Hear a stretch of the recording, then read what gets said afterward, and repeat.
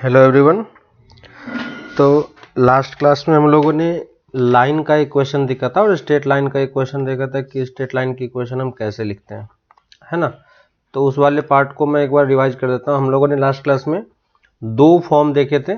First form था हमारे पास 2 point form, है कि नहीं। अगर हमारे पास 2 पॉइंट दिया हुआ हो, 2 points form of equation of line, 2 points form of equation of line. तो अगर हमें 2 पॉइंट गिवन हो तो हमें इक्वेशन ऑफ लाइन कैसे लिखना है, ये हमने लास्ट लेक्चर में आपको एक्सप्लेन किया था, ठीक है।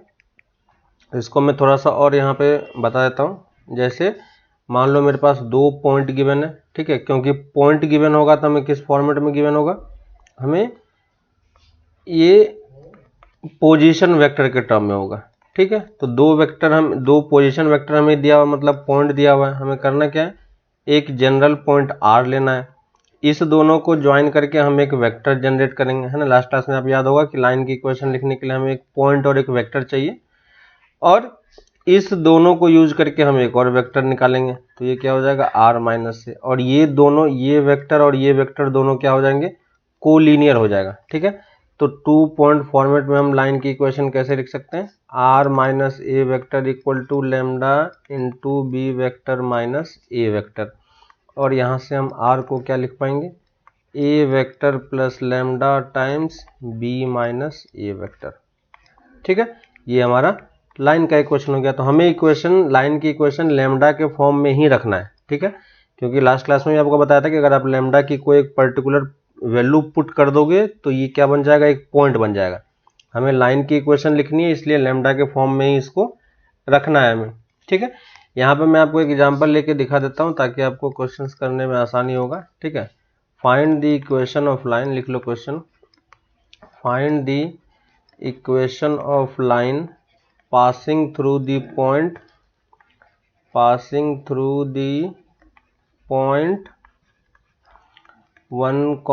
2, 1 एंड 0, 1, 2, ठीक है। इस दो पॉइंट से पास होने वाले लाइन का इक्वेशन लिखना है।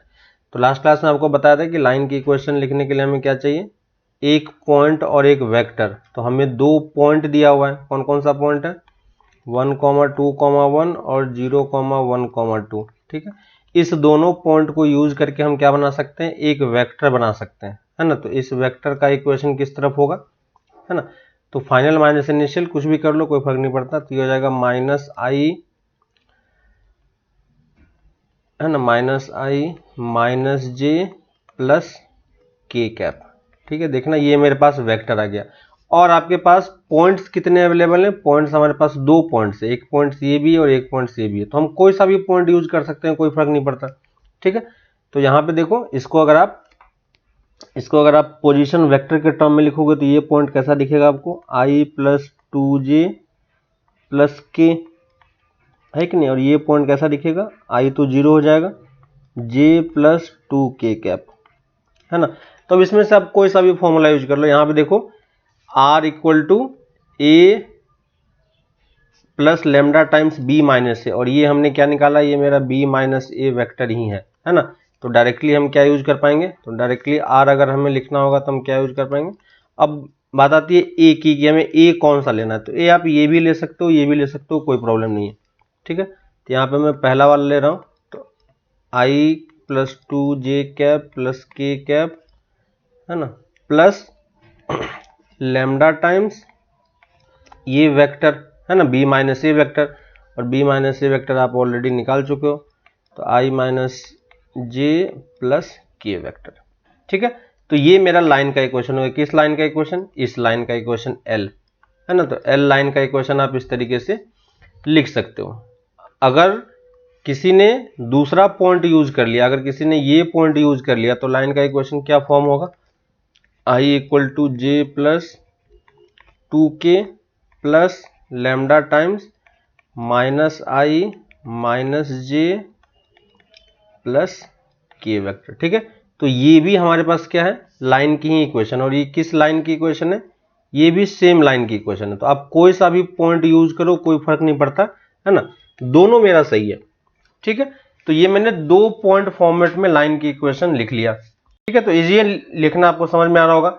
अगर कोई हमसे पूछता है कि इस लाइन का डायरेक्शन किस तरफ होगा, तो इस लाइन का डायरेक्शन किस तरफ होगा, जिस डायरेक्शन में आपका ये वेक्टर है ना, तो ये वेक्टर और यहाँ पे जो आपने b माइनस ए वेक्टर निकाला, इस वेक्टर का जो डायरेक्शन होगा वही लाइन का ही डायरेक्शन होगा।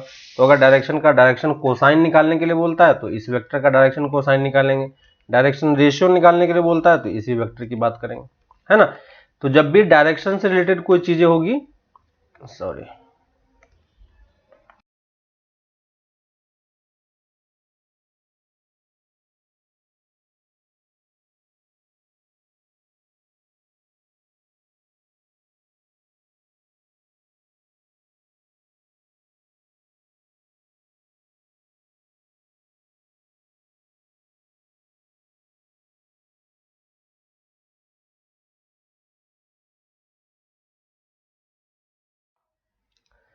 ठीक है।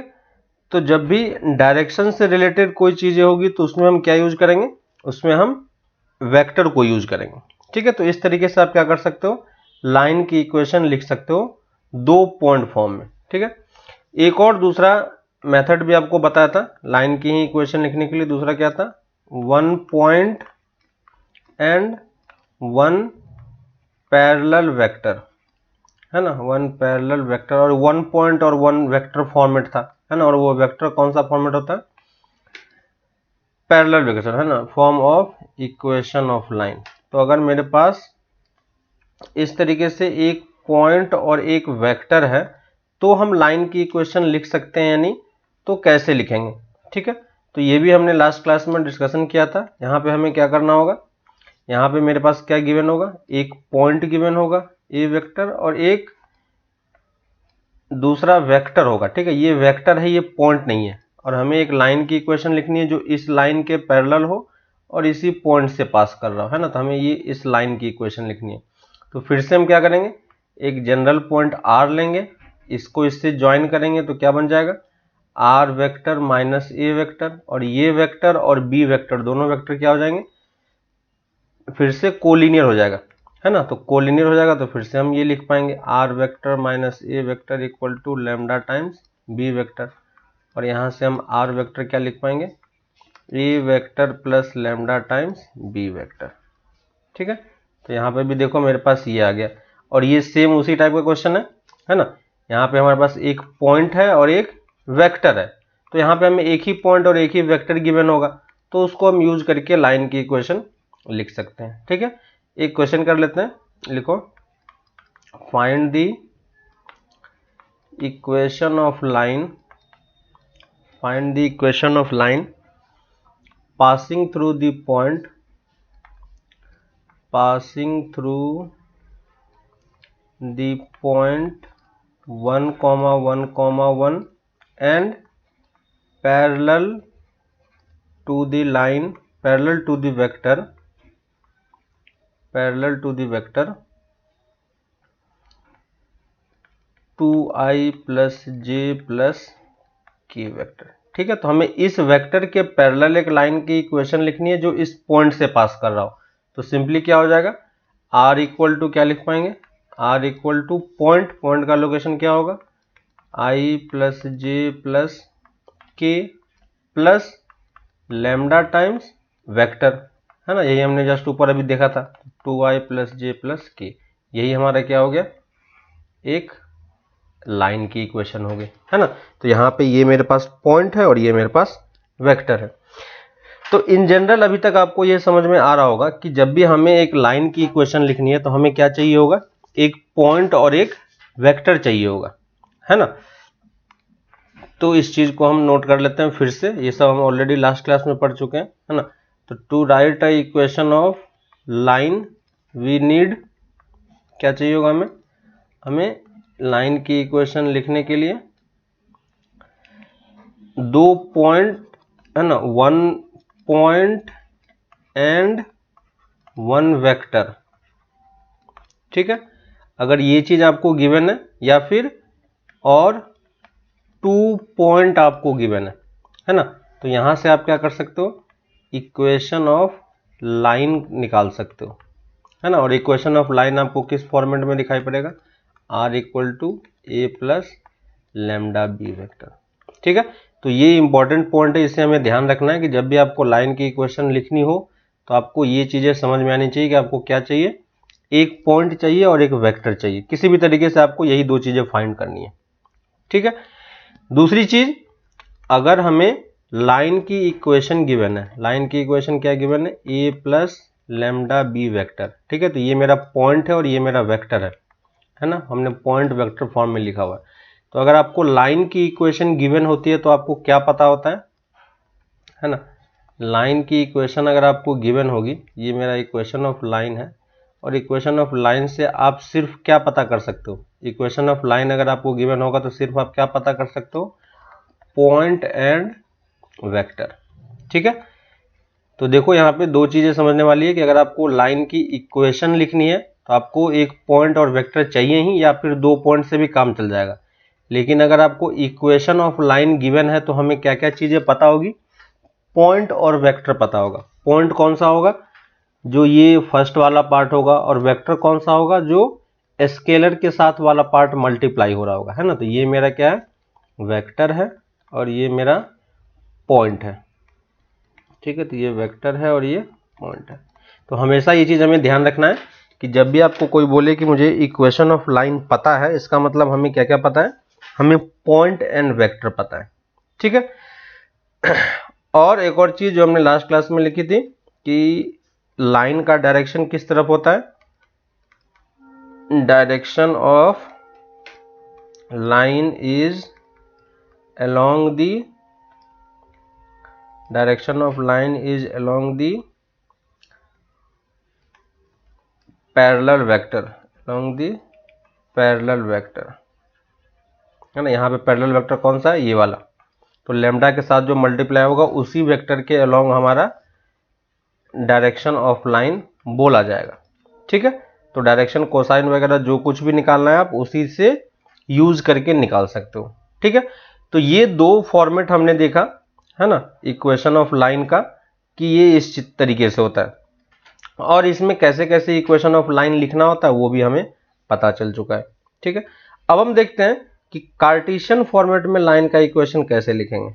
ठीक है, 3D में कार्टेशियन में, 2D में आप कार्टेशियन में आप लाइन का इक्वेशन देख चुके हो, ax plus b y equal to c format का होता है। ठीक है, लेकिन अब हमें कार्टेशियन फॉर्मेट में देखना है, Cartesian form of equation of line.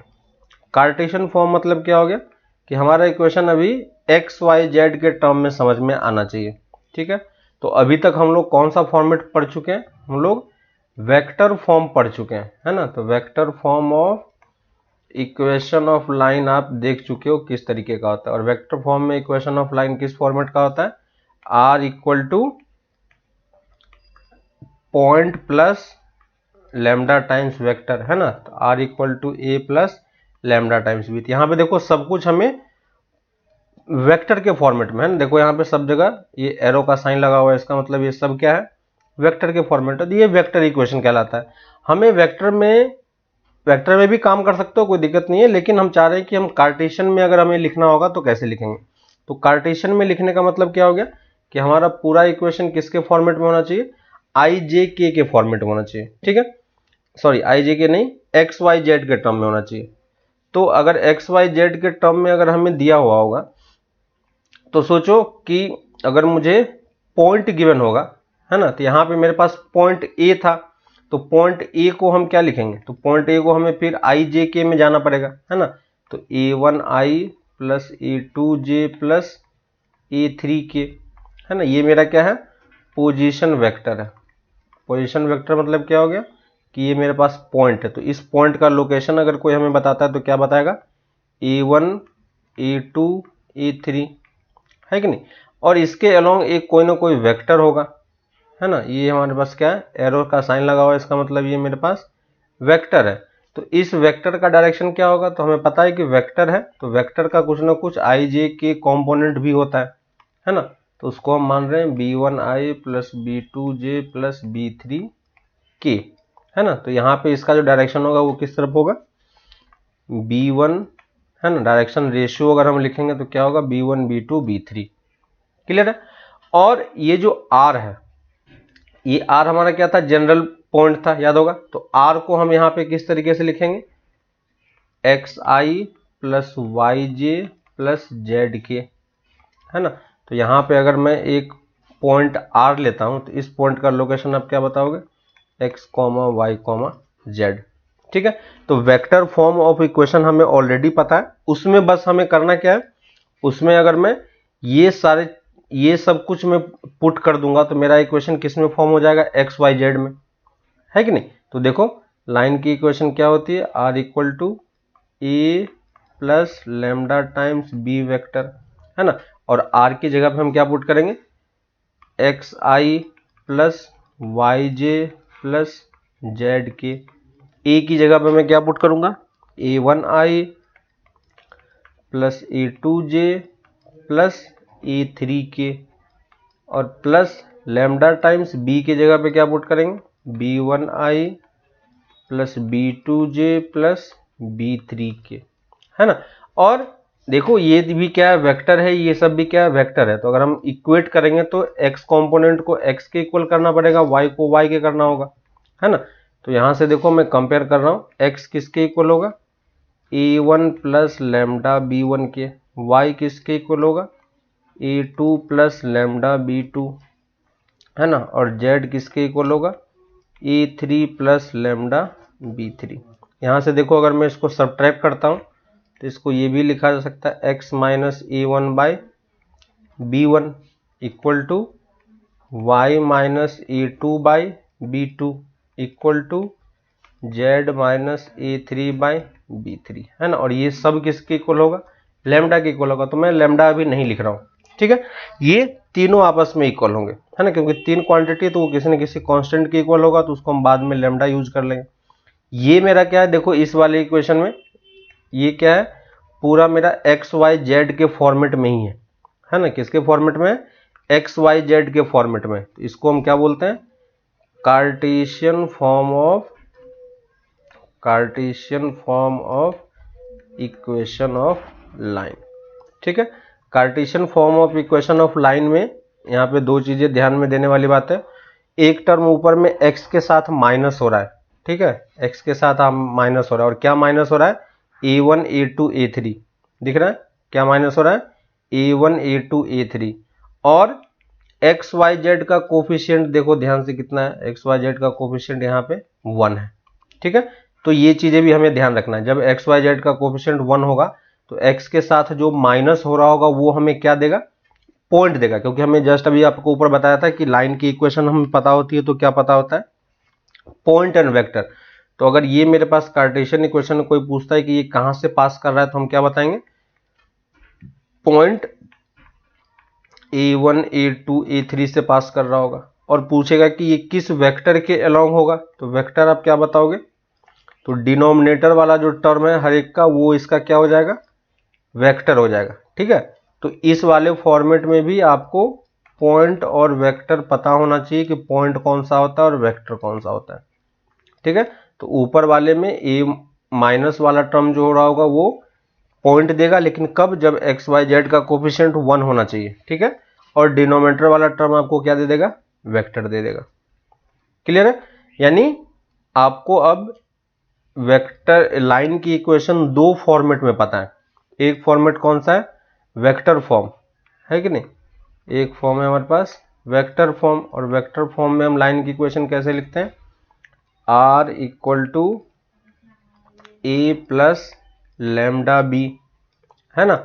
और एक और फॉर्मेट हमें पता है, वो कौन सा है, कार्टेशियन फॉर्मेट, है ना। तो कार्टेशियन फॉर्म में लाइन की इक्वेशन क्या होगी, कार्टेशियन फॉर्म में लाइन की इक्वेशन क्या होगी, x minus a one by b one, है ना, x minus y minus a two by b two, और z minus a three by b three, ठीक है। तो ये मेरा क्या है, लाइन की इक्वेशन है, किस फॉर्मेट में, कार्टेशियन फॉर्मेट में। और ये पहला वाला लाइन का इक्वेशन किस फॉर्मेट में, वेक्टर के फॉर्म में, है ना। तो एक फॉर्म से दूसरे फॉर्म में कन्वर्ट करना हमें आना चाहिए। अगर आपके पास वेक्टर फॉर्म में लाइन की इक्वेशन दी हुई तो आप उसको कार्टेशियन में कन्वर्ट कर पाओ, कार्टेशियन में दिया हुआ है तो आपको वेक्टर फॉर्मेट में कन्वर्ट करना आना चाहिए, है ना, क्योंकि आपको दिख रहा है कि यहाँ पे पॉइंट क्या होगा, दोनों में पॉइंट सेम ही है ना। पॉइंट यहाँ पे क्या है, वेक्टर के फॉर्म में पॉइंट क्या है, पोजीशन वेक्टर ए वेक्टर है, लेकिन कार्टेशियन में हमने इसी को किसके फॉर्मेट में लिखा है, A1 A2 A3 के फॉर्मेट में लिखा है कि नहीं, यानी A1I A2J A3 के। और वैसे ही वेक्टर इस वाली लाइन का क्या है, वेक्टर फॉर्मेट में B वेक्टर, और इसी को हमने जब यहाँ पे कार्टेशियन फॉर्म में लिखा तो इसको हमने क्या ले लिया, डायरेक्शन रेशियो ले लिया, है ना। तो B1 B2 B3, बस आपको ये दोनों चीजें पता होना चाहिए कि किसी भी लाइन की इक्वेशन अगर हमें पता है तो हम पॉइंट और वेक्टर कैसे निकाल सकते हैं, है ना। अगर आप पॉइंट और वेक्टर निकालना जान रहे हो लाइन की इक्वेशन के लिए तो सारा क्वेश्चन आप इजीली कर सकते हो, ठीक है। तो ये हमारा पार्ट था कि एक दूसरे फॉर्म में किस तरीके से हम कन्वर्ट करते हैं इक्वेशन, लाइन की इक्वेशन को, ठीक है। तो आपको बुक में बहुत सारे क्वेश्चन मिलेंगे जहां पे आप एक दूसरे फॉर्मेट में, है ना, वेक्टर को कार्टेशियन में, कार्टेशियन को वेक्टर में आप इजीली कन्वर्ट कर पाओगे, ठीक है। तो वो सब क्वेश्चन हमें अभी करने को मिलेगा आपको नेक्स्ट चैप्टर में, तो उसमें हम देखेंगे कैसे ये इक्वेशन को लिखना होता है, ठीक है। अब बात आती है कि अगर मान लो मेरे पास दो लाइन की इक्वेशन है, ठीक है, तो अगर आप लाइन की इक्वेशन लिखना सीख गए, है ना, तो जब भी आपको दो लाइन देगा इसका मतलब हमें क्या क्या दे देगा, है ना। एक लाइन के लिए हमें क्या क्या चीजें पता होती है, वेक्टर और पॉइंट पता होता है ना। हमेशा जब भी आपको एक लाइन गिवन होगा, ठीक है, तो मैं एज्यूम कर रहा हूं कि जब भी आपको मैं दो लाइन बोलूंगा तो L1 बोलूंगा तो मैं क्या एज्यूम करूंगा, R vector equal to E1 vector, है ना, और A वेक्टर ले लेते हैं, A vector plus lambda times B vector, ठीक है। L1 अगर हमें पता है तो पॉइंट और वेक्टर पता है। अगर हमें कोई दूसरा लाइन दे देता है तो दूसरे लाइन के लिए भी हमें क्या पता होगा, पॉइंट और वेक्टर पता होगा। तो यहाँ पे मान लिया पॉइंट C वेक्टर है और एक अदर कांस्टेंट म्यू लेना पड़ेगा, ठीक है, तो इसको मैं D वेक्टर मान लेता हूँ, ठीक है। तो देखो दोनों इक्वेशन के लिए हमें पॉइंट और वेक्टर पता है, पॉइंट और वेक्टर पता है, तो ये चीजें हमें हमेशा ध्यान रखनी है, ठीक है। अब अगर ये दो लाइन की इक्वेशन गिवन है आपसे और आपसे पूछा जाता है कि इस दोनों लाइन के बीच में एंगल कितना होगा, ठीक है, तो अब हम ये लिख रहे हैं फर्स्ट वाला point, angle between two lines, angle between two lines कौन सा लाइन, L1 एंड L2, ठीक है। तो L1 और L2 के बीच में एंगल कितना होगा वो हमें निकालना है। तो कैसे निकालेंगे, तो पहली चीज एंगल निकालने के लिए हमें क्या समझना होगा कि लाइन L1 किस डायरेक्शन में और L2 किस डायरेक्शन में। L1 किस डायरेक्शन में होगा, B के डायरेक्शन में, L2 किस डायरेक्शन में होगा, D के डायरेक्शन में, है कि नहीं। तो यहाँ पे हमें एंगल निकालना है। तो आपको याद होगा कि जब हमने डॉट प्रोडक्ट किया था या क्रॉस प्रोडक्ट किया था, प्रोडक्ट अब सीख रहे थे, तो वहां पे आपको देखा था कि एंगल निकालने के लिए हमारे पास क्या चाहिए होता है, वेक्टर चाहिए होता है। तो लाइन के बीच में भी एंगल निकालना है तो हमें क्या चाहिए होगा, वेक्टर चाहिए होगा। तो L1 किस डायरेक्शन में, B वेक्टर में डायरेक्शन होगा, है ना। तो अगर L1 और L2 के बीच में एंगल निकालना है तो हमें सिंपली किसके बीच में एंगल निकालना है, जिसके अलोंग ये दोनों लाइन है। तो हमें किसके बीच में एंगल निकालना है, B और D के बीच में निकालना है, क्लियर है। तो एंगल बिटवीन टू लाइंस क्या होगा, एंगल बिटवीन टू लाइंस किसके इक्वल होगा तो लिख लो angle between L1 and L2 is same as angle between B vector and D vector, ठीक है। और दो वेक्टर के बीच में एंगल निकालना हमें आता है। एंगल निकालने के लिए हम क्या यूज करते हैं, डॉट प्रोडक्ट, है ना। तो यहां से हम डायरेक्टली एंगल निकाल सकते हैं, कॉस थीटा, और कॉस थीटा किसके इक्वल होगा, B dot D vector divided by mod B into mod D, ठीक है। अगर यहां से आप निकाल पाते हो तो अच्छी बात है, अगर सही तरीके से कुछ ऐसी वैल्यू नहीं आई होगी जो पहले हमने नहीं पढ़ा है तो हम क्या ले लेंगे, कॉस इनवर्स ले लेंगे, क्लियर है। तो ये चीज हमें पता चल रही है। तो फर्स्ट पॉइंट जो आपको समझ में आ रहा होगा कि अगर एंगल निकालना है तो हमें वेक्टर के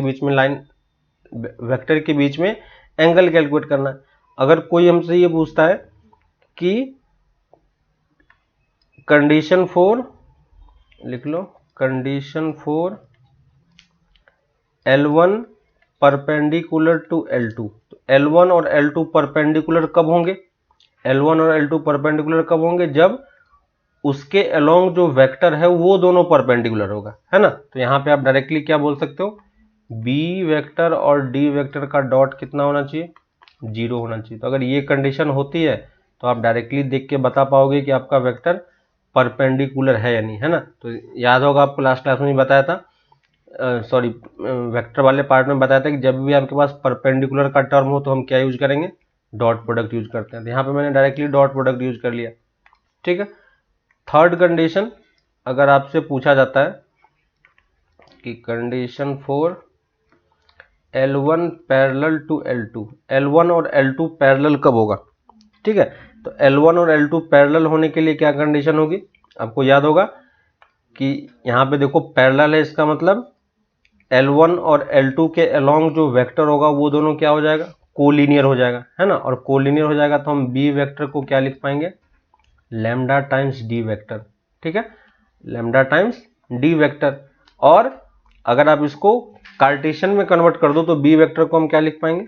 B1i plus B2j plus B3k vector equal to lambda times D1i plus D2j plus D3k vector, है ना, लैम्डा टाइम्स दिस। अब यहां से देखो i कंपोनेंट को i कंपोनेंट के इक्वल करोगे तो B1 किसके इक्वल होगा? लैम्डा टाइम्स D1, है ना। लेकिन मैं D1 को डिवाइड कर रहा हूं, B1 by D1। j component किसके इक्वल होगा? B2 by D2। और c कंपोनेंट किसके इक्वल होगा? B3 बाई D3, ठीक है, B3 बाई D3। तो ये मेरे पास कंडीशन किसके लिए हो गया? पैरेलल के लिए। तो पैरेलल जब कंडीशन होगा तो जो दोनों वेक्टर है वो दोनों वेक्टर का कंपोनेंट क्या होना चाहिए? सेम रेशियो में होना चाहिए, है ना। तो सेम रेशियो में होगा तो आप इजीली दोनों के बीच का देख पाओगे कि वो दोनों वेक्टर पैरेलल है या नहीं है, ठीक है। तो फर्क नहीं पड़ता है कि आपका वेक्टर, आपका जो इक्वेशन है किस फॉर्मेट में, क्योंकि दोनों फॉर्मेट में हमें वेक्टर और पॉइंट निकालना आता है। तो ये चीजें हमें बस ध्यान रखनी है कि लाइन की इक्वेशन गिवन हो तो हम क्या कर सकते हैं, लाइन की इक्वेशन अगर हमें गिवन हो तो हमें पॉइंट एंड वेक्टर पता होता है। तो पैरेलल की बात हो, परपेंडिकुलर की बात हो, ये सब चीजें कहाँ से निकल के आती है? ये सब चीजें वेक्टर से निकल के आती है। तो वेक्टर वाला पार्ट हम लोग यूज कर रहे हैं, ठीक है। तो ये चीजें हम यहाँ पे यूज कर पा रहे हैं, ठीक है। तो ये सब बेसिक चीज है, आप इजिली देख पाओगे कि कैसे कैसे ये सब टर्म निकल रहा है, ठीक है। आपके पास क्वेश्चंस भी इसमें हैं बहुत सारे, जिसको आप ट्राई कर सकते हो, देख सकते हो कि कैसे हम इन क्वेश्चंस को करते हैं, ठीक है। मान लो कि हम कुछ एग्जांपल्स ले लेते हैं, ठीक है, और आपसे पूछा जाए कि ये दोनों वेक्टर पैरेलल होंगे या नहीं होंगे, कैसे करेंगे, ठीक है। तो देख लो, एक क्वेश्चन लिख लेते हैं हम लोग। लिखो क्वेश्चन। फर्स्ट है L1 हमें दिया हुआ है 2i plus 3j plus 4k plus lambda times i minus j plus k vector, ठीक है। L2 मैंने ले लिया i plus j plus k vector plus lambda times 2i minus 2j minus plus 2k vector, ठीक है। अब हमें check करना है, ये L1 L2 है। एक और लाइन में ले लेता हूँ, L3 2i minus 3j plus k vector plus lambda times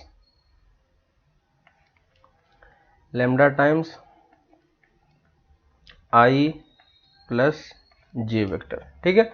तो ये तीन हमें दिया हुआ है, हमें ये पता करना है कि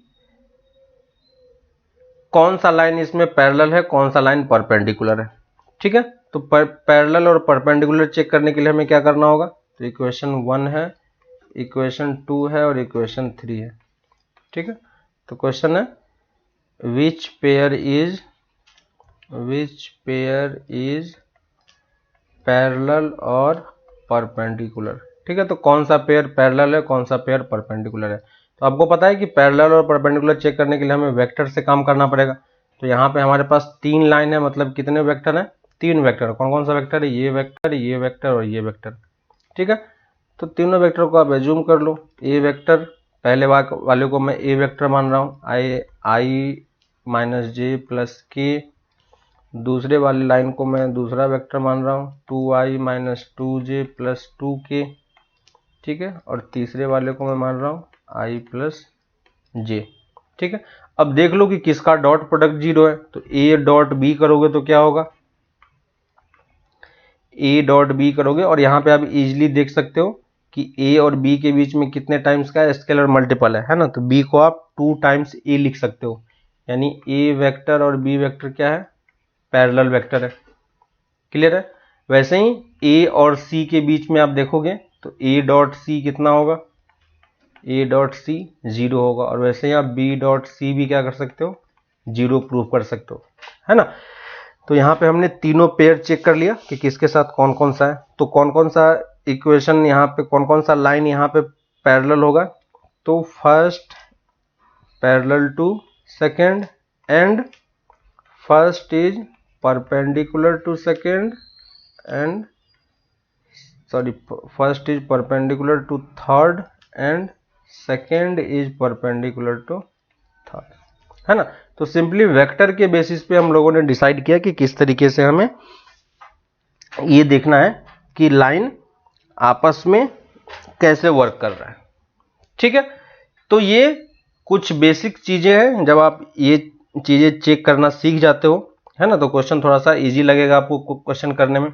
तो सिंपली जहां पे भी आपको पैरेलल, परपेंडिकुलर इस टाइप की कोई चीजें बातें लिखी हुई या एंगल किसी भी दो लाइन के बीच में निकालना है, तो हमें क्या यूज करना है, हमें सिंपली हमें क्या करना होगा, सिंपली हमें वेक्टर्स के टर्म्स में बात करनी है। ठीक है, तो वैसे ही आप किसी लाइन की इक्वेशन आपको लिखनी आनी चाहिए। लाइन दोनों फॉर्मेट में आपको लाइन की इक्वेशन लिखनी आनी चाहिए, है ना। और लाइन की इक्वेशन अगर आप लिखना सीख जाओगे तो आपको पॉइंट और वेक्टर पता होना चाहिए कि कौन सा वाला पार्ट पॉइंट होता है और कौन सा वाला पार्ट वेक्टर होता है। ठीक है, तो ये सब चीजें आपको धीरे धीरे इसमें सीखने को मिलेगा, है ना। तो वो आप क्वेश्चन करोगे तो आपको समझ में आएगी कैसे हम इन सब चीजों को निकालते हैं। ठीक है, इतना करने के बाद आप एक्सरसाइज 11.1 आई होप कि आपने कंप्लीट कर लिया होगा। ठीक है, जितने भी क्वेश्चन थे सारे इजी क्वेश्चन है।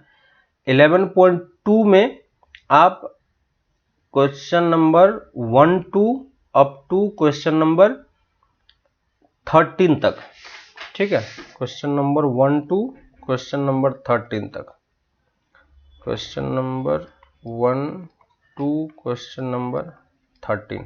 ठीक है, तो इस चैप्टर में हमारा कोई सा भी पार्ट ऐसा नहीं है जो हमें छोड़ना है, सारे पार्ट आप लोग कंप्लीट कर सकते हो इजीली। ठीक है, तो इस वाले पार्ट में हम एक्सरसाइज 11.2 है। ठीक है, तो 11.2 का आपको क्वेश्चन नंबर 1 से लेके अप टू 13 तक कंप्लीट करना है। ठीक है, आप सारे क्वेश्चन देखोगे तो इजीली समझ में आएगा, है ना।